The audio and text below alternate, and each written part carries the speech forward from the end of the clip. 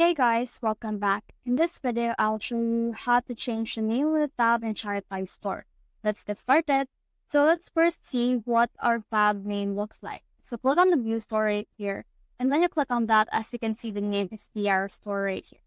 So if you want to change that, what you can do is you can head back to your Shopify dashboard, click on preferences right here. And then from there, you should be able to see a title and meta description. So for example, we can name it home. Then like this, TR store. And then in here, you can just put in your homepage meta description. You can say something like this is the homepage for the leading brand of fashion. So you can say something like that, or you can also customize it however you want. Once you have done that, click on save right here.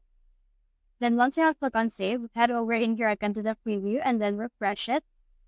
And that it will take some time in order for the title to reflect right here. But once it's done reflecting, you should be able to see the changes on your store. So that's the whole process. If you have found this video helpful, simply leave a like, below, or subscribe because it helps me reach more people. See you soon.